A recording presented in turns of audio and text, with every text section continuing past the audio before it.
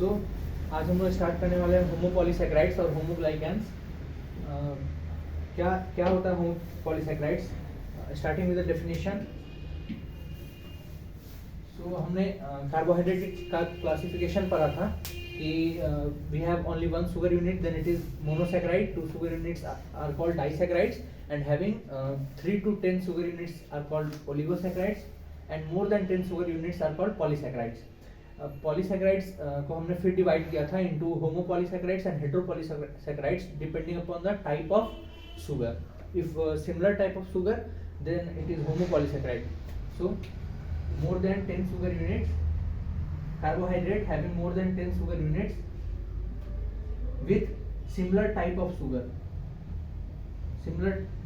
sugar unit.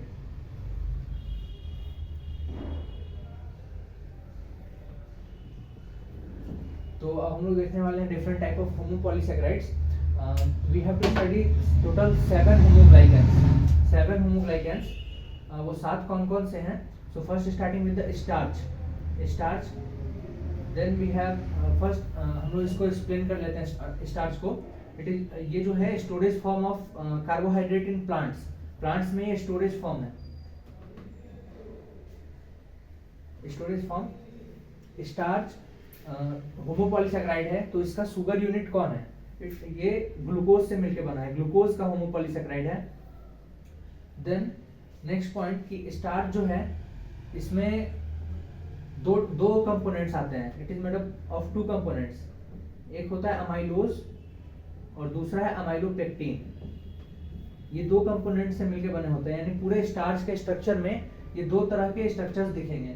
कुछ होंगे जो अनब्रांच्ड स्ट्रक्चर्स होंगे, वो होंगे अमाइलोज, उतने हिस्से को हम लोग अमाइलोज कहेंगे, और जहां जहां ब्रांचिंग होगी उतने हिस्से को हम लोग अमाइलोपेक्टिन कहेंगे। सो अमाइलोज में हमारे पास ब्रांचिंग नहीं होगी, no branching, only straight chain होगा। अब स्ट्रेट चेन जो है हमेशा अल्फा 1,4 लिंकेज से, स्टार्च में जब भी स्ट्रेट चेन बनना है तो अल्फा 1,4 लिंकेज से बनेगा, ओनली अल्फा 1,4 लिंकेज, यानी कि केवल स्ट्रेट चेन होगा, ओनली स्ट्रेट चेन। ओनली यहाँ लिख देता हूँ, ओनली स्ट्रेट चेन। और लो मॉलिक्यूलर वेट, इस पहले इसको बताता हूँ। इसमें अल्फा 1,4 स्ट्रेट चेन के लिए और अल्फा 1,6 फॉर ब्रांचिंग, ये स्ट्रेट चेन के लिए एंड दिस फॉर ब्रांचिंग, यानी कि इसमें ग्लूकोज इस तरीके से स्ट्रेट चेन भी होगा और इस तरीके से ब्रांचिंग भी होगी। ये जो स्ट्रेट चेन बन रहा है ये अल्फा 1,4 लिंकेज से बन रहा है, जबकि ये जो ब्रांचिंग हो रही है ये अल्फा 1,6 ब्रांचिंग हो रही है। अब मॉलिक्यूलर वेट की बात करें, सो किसका मॉलिक्यूलर वेट ज्यादा होगा?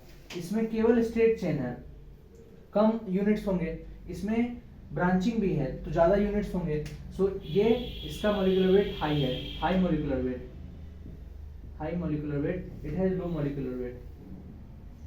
इसके अलावा कितना परसेंट स्टार्च के कितने परसेंट हिस्से में अमाइलोज होता है और कितने परसेंट में अमाइलोपेक्टिन होता है? तो याद रखना अमाइलोज छोटा है ना, नाम में भी छोटा है, मॉलिक्यूलर वेट भी कम है, तो इसको इस ट्रिक से याद रखना है कि it is 20% of total starch. मतलब स्टार्च जो होगा उसमें कुछ होंगे अमाइलोज वाला पार्ट, जैसे पूरा ये यहाँ से यहाँ तक स्टार्च है तो ये ग्लूकोज इस तरीके से केवल स्ट्रेट चेन भी रहेगा, और थोड़ा दूर जाने के बाद ब्रांचिंग वाला भी मिलेगा,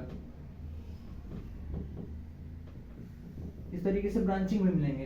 तो जिधर ब्रांचिंग मिलेगा दैट इज अमाइलोपेक्टिन वाला पार्ट, और जिधर केवल स्ट्रेट चेन मिलेगा दैट इज अमाइलोज वाला पार्ट। तो कितना हिस्सा? ये केवल 20%, बाकी इधर जितना, मान लो इधर 80% है तो पूरा अमाइलोपेक्टिन ही होगा। So it is 80% of total starch. So ये हो गया हमारे पास स्टार्च के बारे में। Starch is the storage form of carbohydrate in plants. Next, ये पहला हो गया स्टार्च। दूसरा we have glycogen. So glycogen is also known as animal starch because of 2 reasons. पहला रीजन जो सबसे मेन रीजन है, it has glycogen's structure, its structure is similar to amylopectin. Amylopectin के जो स्टार्च का मेन कंपोनेंट है amylopectin, उससे इसका स्ट्रक्चर बहुत मिलता है, क्योंकि ग्लाइकोजन जो है ये कैसे बना है, ये भी बना है ग्लूकोज और ग्लूकोज, मतलब ग्लूकोज इसका यूनिट है, जैसे इसका यूनिट था glucose, it is the unit of starch, है ना। एक हमको पता है एक अकेला शुगर यूनिट होगा, similar type of sugar unit, यानी एक ही शुगर यूनिट होगा जो बार बार रिपीट करेगा, सिमिलर, है ना। तो इसमें भी एक ही यूनिट होगा, वो है ग्लूकोज। जितना भी हम लोग पॉलीसेकेराइड बात करेंगे उसमें एक ही शुगर यूनिट होगा, वही बार बार रिपीट होगा। तो ये ग्लूकोज, इसमें भी अल्फा 1,4 लिंकेज, ग्लूकोज और ग्लूकोज के बीच में अल्फा 1,4 एंड अल्फा 1,6 लिंकेज होगा सब में। इसमें क्या था, कुछ दूर केवल अल्फा 1,4 था, कुछ दूर नहीं, बहुत ज्यादा हिस्से में अल्फा 1,4 अल्फा 1,6 था। इसमें केवल 100 का 100% अल्फा 1,4 अल्फा 1,6 लिंकेज होगा। तो टोटली तो ये स्टार्च से सिमिलर नहीं है, लेकिन स्टार्च का जो मेजर कंपोनेंट है अमाइलोपेक्टिन 80% है ना, ये मेजर कंपोनेंट से इसका स्ट्रक्चर सिमिलर है ना। सो इसके लिए इसको एनिमल स्टार्च भी कहते हैं। और दूसरा रीजन, जैसे starch is the storage form of carbohydrate in plants, it is the storage form of carbohydrate in animals, ये भी एक रीजन है। और ये सेकेंडरी रीजन है, मेन रीजन ये कहने का, these are the two things। इसके अलावा ग्लाइकोजन, तो ये भी क्या होगा, ब्रांच होगा, ग्लाइकोजन टोटली ब्रांच हो गया। हाई मोलिकुलर वेट का पॉलीसेकेराइड, वही सब कैरेक्टरिस्टिक्स आपको लिखना है कि इसमें कौन शुगर यूनिट है, ग्लूकोज, है ना, यानी किसका पॉलीमर है तो ग्लूकोज का। दूसरा बात कौन सा लिंकेज है, ये बात, इसको और क्या कहते हैं, क्यों कहते हैं। इसके अलावा ये ब्रांच है, कितना हाई मोलिकुलर वेट है, ये आप लोगों को एक्सप्लेन करना है। सो ये हमारे में ग्लाइकोजन हो गया। Then we have third is cellulose. So cellulose भी प्लांट्स में ही पाए जाते हैं, हम लोग जानते हैं उसके सेल वॉल वगैरह में सेलुलोज पाया जाता है। और सेलुलोज जो है it is also a polymer of glucose, glucose का ही पॉलीमर है, लेकिन इसमें सेलुलोज में बीटा 1,4 लिंकेज होता है, बीटा 1,4 लिंकेज, और केवल ये स्ट्रेट चेन है ना। जैसे अल्फा 1,4 था, केवल स्ट्रेट चेन में स्ट्रेट चेन बनाता था, उसी तरह यहाँ बीटा 1,4 है जो स्ट्रेट चेन बनाता है। So cellulose is unbranched, it is unbranched. अब एक पॉइंट जो वाइवा में बहुत पूछे जाते हैं वो है, वाइवा क्वेश्चन ये है कि why the humans can not digest cellulose, हम लोग सेलुलोज डाइजेस्ट क्यों नहीं कर सकते, because we do not have, we lack the cellulose digesting enzyme. So cellulose digesting enzyme कौन है, तो वो सेलुलेज है, सेलुलेज, इसी को कहते हैं सेलोबाइएज, सेलुलेज, सेलोबाइएज या बीटा 1,4 ग्लाइकोसाइडेज, ये तीनों एक ही चीज है, तीनों एक ही एंजाइम का नाम है। ये हमारे में नहीं है, हमें लैक करता है। जो रिमिनेंट्स हैं उनके जो डाइजेस्टिव सिस्टम में जो माइक्रोब्स हैं उनमें ये पाए जाते हैं, सेलोबाइएज, है ना। ये नाम याद रखने का, वाइवा में ये नाम को सुनना चाहते हैं, सेलोबाइएज या बीटा 1,4 ग्लाइकोसाइडेज। ये तो आसान ही है, सेलुलोज को तोड़ने वाला सेलुलेज। तो ये हमारे में नहीं है, ह्यूमंस में नहीं है। अच्छा, ये पता है ना ग्लाइकोसिडिक लिंकेज होता है इसमें, ये मोर देन 10 शुगर यूनिट्स जुड़े होते हैं, और ये सब जो लिंकेज हम बात कर रहे हैं अल्फा 1,4 अल्फा 1,6 बीटा 1,4, ये सब ग्लाइकोसिडिक लिंकेजेस हैं। सो शुगर यूनिट्स के बीच में ग्लाइकोसिडिक लिंकेजेस होते हैं,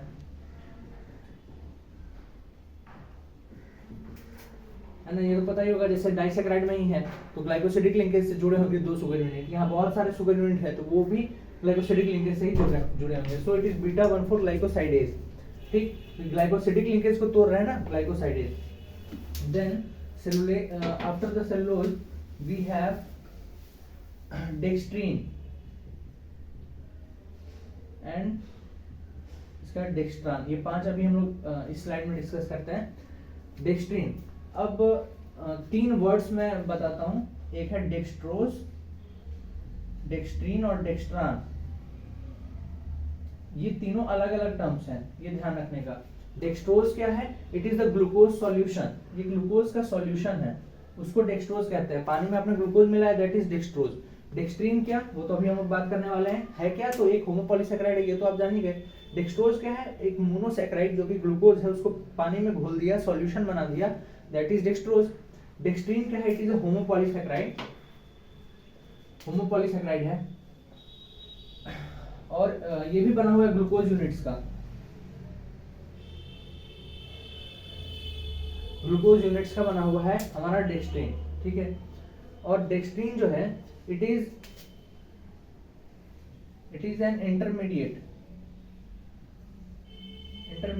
इन स्टार्च ब्रेकडाउन में, इंटरमीडिएट है, यानी कि जब हम स्टार्च को तोड़ते हैं तो स्टार्च टूटेगा कैसे, तो स्टार्च का ब्रेकडाउन इस तरीके से होता है, starch will break into dextrin, then it will break into maltose.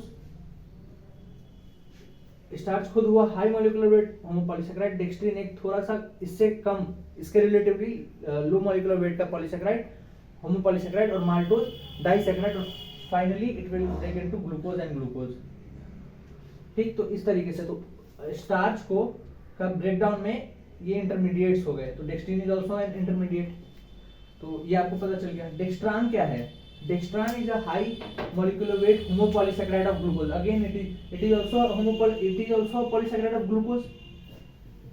Starch का ही छोटा टुकड़ा है, तो बना तो ग्लूकोज सही है ना। Dextran is also homopolysaccharide of glucose, glucose का, ये सारे हम ग्लूकोज का ही अभी तक बात कर रहे हैं, सब ग्लूकोज का ही होमोपॉलीसैकेराइड है। अब डेक्स्ट्रान के बारे में क्या क्या याद रखना है, it is a high molecular weight, it has high molecular weight. इसके अलावा what are the uses of dextran, dextran के क्या क्या यूजेस हैं। सो सबसे पहला यूज पेरेंटरल न्यूट्रिशन,